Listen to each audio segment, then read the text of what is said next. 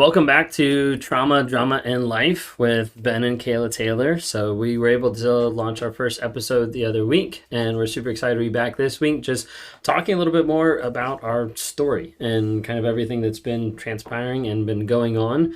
Was able to get a couple questions off of Instagram as well. So we're going to touch base on, is my wife still trauma bonded, and a couple things like that today. Instagram right now is probably going to be the best place for you to leave comments or questions. I'll probably make a link eventually where you can actually drop different questions for us to be able to answer and talk through, just as we talk about our life and everything that's going on. But we kind of did a little bit of an introduction the last time we were here and we were talking, and I want to kind of do a little bit more, just sharing a little bit more about our story over the past year, right? Yeah. That's what we're going to say. Yeah, over the past year. Covered up until last year. Really, you coming back and being like worried and nervous of, is the change real? Like you were kind of guarded along those lines. Then what do you feel has kind of transpired since then? You're a lot better with time stuff than I am as far as like life and what's transpired.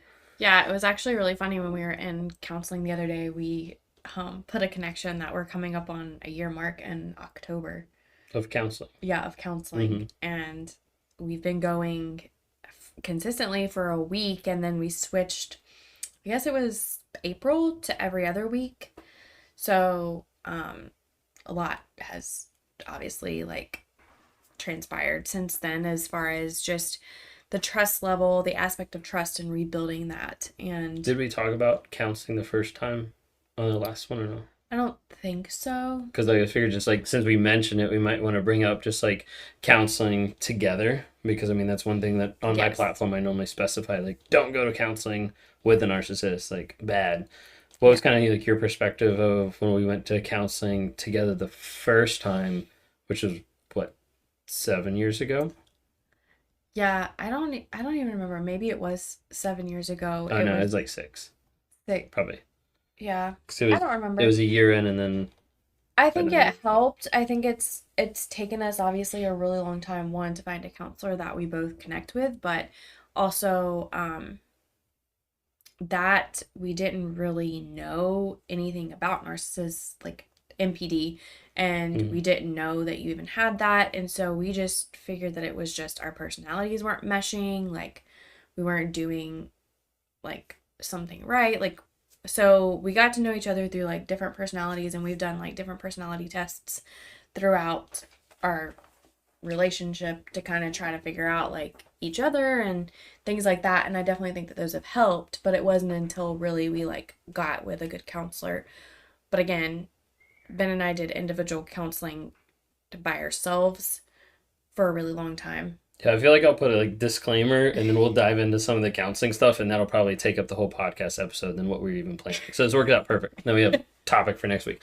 So what I normally say is if you're with a narcissist, or if you're with a toxic person that you're pretty sure is a narcissist, do not go to counseling with them, because you walk into the room and the counselor expects you guys to be on the same page or wanting the same thing, which typically the narcissist will, say or communicate oh yeah, I want the same thing. I want the relationship, or I want this to work, different things like that. Mm-hmm. But at the end of the day, they'll still continue that abusive behavior. And typically in the counseling section, the therapist back and forth, they'll actually use stuff in that session to be fuel and ammo to abuse you even forward. So we'll talk a little bit more about that, but I first want to just kind of put out there hey, if you're with a narcissist, don't go to couples counseling. And we're not putting out that hey, we are in couples counseling as try this. No. So first off, yeah, no. Don't, yeah, because it's not gonna go over well, and if anything, it's going to make you feel like you are,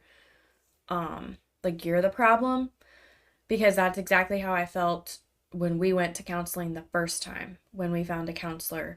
And this was after the first time that I found out that, Ben had an affair. Mm-hmm. We found a counselor, and basically we went to a Christian counselor. Yeah. So we went to a counselor that's, it was at that time it might have been still called nouthetic counseling or something like that. It was very Christian oriented. And we go to a Christian counselor now. I'm gonna put that out there, but it's right.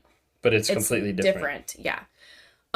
So anyways, but so that counseling session like I would come out of it like, okay, it's me, I'm the problem, like I need to change. Like I think there was at least one point that he said like I didn't force Ben to go out and have an affair, but I also didn't make it easy for him not to either.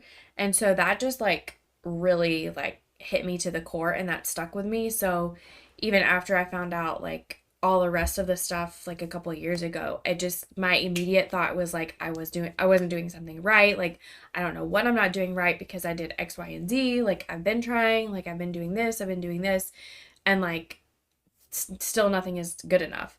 And so just throwing that out there, like it doesn't matter Christian counselor or not Christian counselor, like they're for sure gonna like turn the counselor against you and make you look like the bad person. So I feel like in counseling, in that one, I was downplaying me. Oh yeah, 100%. Right? Yeah. Okay. You were downplaying me, and you were saying like, well, this is the reason why I decided to cheat. Like this is the reason why, because Kayla didn't do this or Kayla didn't do that, or like it wasn't necessarily like about you, because at that time like obviously I was like super trauma bonded and we were still newlyweds really. Yeah. Like you're 2. 2 or 3, yeah.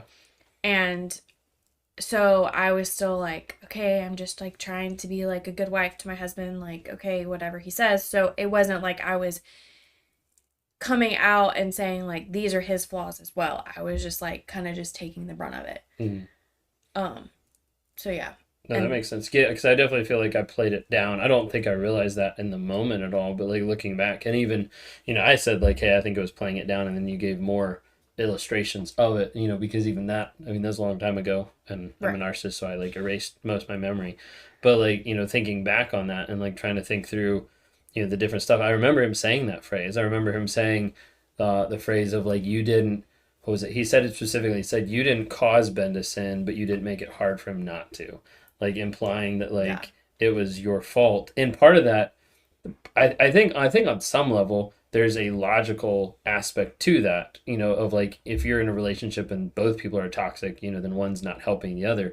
But I think there's also an aspect that phrase, with him being uninformed about narcissism and covert narcissism and reactive abuse and all that kind of stuff, that it really is like a destructive phrase, because like, yeah, you weren't there communicating in certain aspects because I wasn't creating a safe environment. Like you weren't able to express feelings, or you were shutting down sometimes because that was the only safe thing to do that wouldn't get you yelled at or like me go off about random stupid things. So like in a I guess you could say in a healthy relationship that has communication problems, I could see there being truth to a statement, but like in where we were, like it ended up being like really more detrimental because there wasn't truth to it, because he didn't understand the stuff that I was dealing with, and that I was playing victim, or that I was playing off of like, oh, I wasn't that bad, or it wasn't that awful, or like, I wouldn't have done these things if it wasn't for you, like all that kind of stuff that,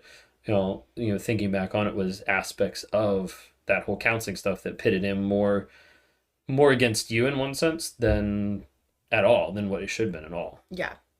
So that gives you like an example of why you don't go to the counseling or therapy. And we went there for how long? It was like 6 to 9 months. Okay. I was gonna say, I feel like it was less than 9, but yeah, somewhere around. Yeah, it was like 6 to 9 months. And then we left, and then how did we get into that therapy, that counseling? I think your parents had like recommended a website. But like, did I contact him? Did you contact him? I think you did. Okay. You contacted him, yeah. Okay. And then our first counselor, when we came back, I contacted him, and neither one of us liked him. The one that was here? Yes, the first one that we went to. Oh, yeah. Yeah, same thing. I mean, same thing. Well, except he was a little worse, yeah.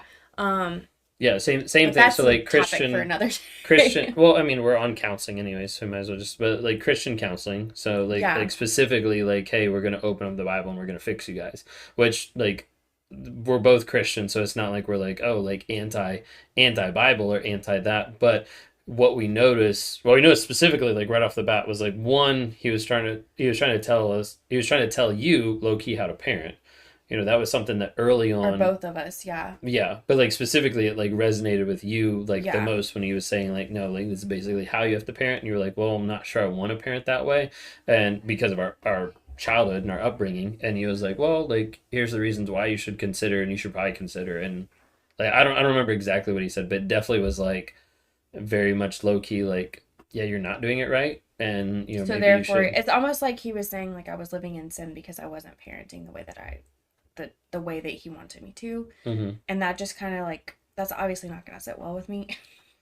um, and plus on top of that, like that had nothing to do with why we were even there. Like that's not Right, that was on like the intake sheet of like how you parent. Like there was like right. a couple questions specific towards like parenting, which I guess maybe they need that to make sure that the kids aren't being brought up in an abusive household. But an abusive person isn't going to be like, yeah, I beat my kids, like, so it's kind of like, I don't know, it was kind of stupid. I don't know. But Yeah. that was like a big thing, and I like saw that was, I know even now, like looking back, and even then, because that was part of my awareness journey, that was like a hard thing for you to even like work past, because like immediate, it's like I just want to shut down and ignore this guy because he's an idiot. Yeah. you know I think it took everything in me that session to not just like get up and walk out because I was just like internally like dwelling like when he said something like that, and then he just like wanted to move on and like keep talking, and I was just like stuck on that the whole Which time. in those moments, so like in those moments of like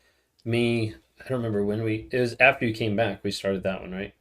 Yeah, it was like a week or so after. Okay. Because like in those moments of me being more like self-aware, like I started picking up on stuff that I'm like, this is not healthy for me to be in this environment because it's easy to use the words that he's saying to manipulate you. Like say for instance with that, like I knew that like if you got up and walked out, then I could totally play the victim and I could totally look like, you know, see what I have to deal with. Like this is, that kind Yeah. of a thing. And so like that's again another reason don't go to therapy with a narcissist. But then we were in there, and there was a big theme that now looking back I know was missing, was the aspect of safety, of being like safe in communicating feelings, emotions, thoughts, desires, like whatever. And I noticed it. I noticed it probably like I don't know how many sessions we did I with think him. we Like, maybe did like max 5. okay, so I was gonna say I think I noticed it around like session like 3, where he would say something, and it would be like an obvious answer. And I'm trying to think of like a good example that doesn't like botch it. Like I don't know, like he'd be like, we're supposed to be kind to animals, so we wouldn't kick our dog. And in my mind, I might be like, yeah, that makes sense, but I still want to kick my dog. So like, but it wasn't. No, that's not true. I'm just using it as an example. But like in those moments, how he would phrase it would be like, this is common sense. So like sin is common sense, so don't sin. And I'm like, okay, like no shit, I shouldn't sin. Okay. Right. But like at the end of the day, like that's not going to save me by just being like, okay, don't sin. But there was like stuff that he was saying that was basically geared to like, if you don't adhere to this, if you don't live this way, if you don't understand that this is common sense, then you're stupid. And at that point, I'm just kind of like, this isn't a safe environment, because I need to be able to open up and say, like, hey, this is something I struggle with, without feeling completely like judged or like put down. That, this is something I struggle with, and this person isn't going to push me down because of the fact that I struggle with it. Right. I don't know if that makes sense. Yeah. I mean, I think that it makes sense. Hopefully they Well, understand. we can't really ask for feedback. Yeah, I know. But that was the thing that I noticed in that, was like, it wasn't safe for me to reveal more of who I am. Right. Yeah, no, I 100% agree. And so it was just kind of like we both came to like an agreement, and even then like it's not like we were still like on like great terms because I just came back. Like there was still a huge disconnection. Mm-hmm. But like the fact that we basically both said like if we are actually going to work at this guy cannot be our counselor. Like Yeah. and Yeah. so we had both been doing individual counseling at this Christian counseling place that also like does like other like psychology. Yeah, It's like I feel like it's like counselors and therapists, that the majority of them are also Christian, but I don't even know if all of them at the organization are Yeah, I don't know. Christian per se. Yeah. I know But the like, ones that we see are, but right. not all of them Yeah. necessarily could be. But so we basically reached out and talked and figured out who would be best. And then I think your counselor could meet with both of us. yes, Mine wouldn't meet with both of right. us. She only But does she individuals. she recommended somebody else within the counseling because she just was like, I could do it, but I also don't want to have like this biased like view. So I think having a third party would be helpful. So we added a third counselor to our repertoire, like current, Yes. as far as like we currently see 3 different counselors, Yes. and we've signed different papers in the past So of, that like, they can like NDAs, so they can all talk Yeah. to see if we're all like. And lying that to was each one other thing or that whatever. and that's what the one thing that we had agreed on is that before we met with our first, like our marriage counselor, they all, like we signed the whatever Like an agreement. NDA or something like that. Something to where they could all sit down and have a conversation. So they all met before. And so They did. I think so. Like they all, like, I as didn't far know as I that. knew that they like No, I feel talked. betrayed. Maybe they didn't. No, I'm maybe just they kidding. just I don't like know. maybe Then they like, might our have. I counselor don't know. talked to like yours and then mine, whatever. But I just know that there was like that basis of like he knew a little bit about our story like going in, and so that was helpful because it's not like Ben could go in and like fudge like, oh, I'm not a narcissist, because it's like obviously like his therapist is also like within Right. the realm. So I think that that was like very helpful, and so I think if we would have met with yours, then probably the first 2 sessions I would have brought mine with me personally, because like I was nervous. I mean, I was nervous of like even talking to the one that we have now, and that was something that I think I felt safer when my counselor said, like, if you want, I will go with you. Like, to me, it just kind of like, it gave me a little bit more capacity to be like, okay, like, this might actually be safe for me to do. Because, I mean, at that time, I'm still wanting to, I was still sometimes like running away from my own emotions, from my own self, but then also like exposing that to you yeah. and to a whole nother counselor, bleh, like vulnerability crap, that kind of stuff was like scary. It was like frustrating to be able to engage with. Yeah. And I think for me, it was also hard because, like, obviously there's no trust there. So when there's no trust, like, vulnerability is, like, super hard. So going into it, we both were, like, we were both hesitant because after just dealing with, like, another counselor who was, like, not good, we were just like, what? Like, is this one going to be any better? Like, what's going to happen? Right. And I don't know. It was just after like the first couple of sessions, like laying everything out on the table, I feel like we were both like 1,000% more at peace with like sticking with this counselor and like working through stuff. And then obviously like we started building up trust and like all that. And yeah. But so to go back to like, don't go to counseling with a narcissist, don't go to therapy, like couples therapy with a narcissist. Like before all of that, you were in therapy for how long before you went together? Since March of 2020, so 2.5 years. Okay. And then I was already No, there. wait, a year and a half. What this year is 2 years. I feel like you were in that longer though. I started February. It was either February or March of 2020. That's why we but have to write this out, because it's like, yeah. But then, so you'd been in it. You'd been in personal therapy twice as long as I had by the time we went to couples. But we'd been in therapy for a good while, because you started a year after I did. You started in right. But I was also doing EMDR for a period of time, and then I was there at the same place too. And you did EMDR before you were there too. Right? Yeah, but that was still in 2020. It was like August. You did a little bit of EMDR before I did, and you recommended that I go. Yeah, no, that makes sense.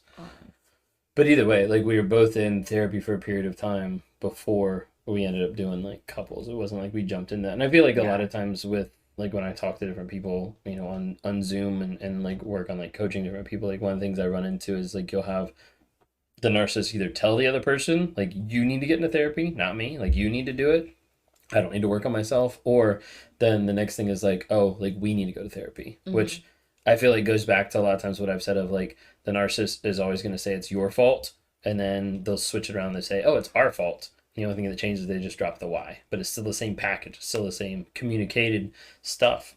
It's just packaged differently to make you feel better that they're not attacking you, when they still are. They're just changing the semantics of it. Yeah. But yeah, no, I think Yeah, because it took a while for us to be able to find, and it took a while for me to find like an individual counselor too. I think the one I'm with was my fourth one that I've been with now for a year and a half. Yeah. Kind of thing. But yeah, so kind of like summing up some of this as far as like counseling, don't go to counseling with a narcissist, because like it's literally there to be able to get ammunition, would be the best way that I put it. Is like ammunition to be able to control you, to be able to manipulate you, to be able to find things in the wording and the phrasing of what the counselor or the therapist is saying, to be able to come back and be like, see, this was actually your fault. And I think that's one of like the biggest takeaways from anybody going to couples counseling, is you either have like the narcissist like rage out, storm out, flip out, or like, Yeah. or they'll just be like, oh, like, that makes total sense. I'm a victim here, and here's like the 5 things that you did to me, when they're the ones that actually did it. Right. Yeah. No, I 100% agree on that. But yeah. So anyways, that's our episode. So we had an idea and we started it, and it completely changed and morphed. So welcome to the drama part and just our life. But thank you all so much for listening this week with Trauma, Drama, and Life. And we'll be back next week. Y'all have a great day. Bye, guys.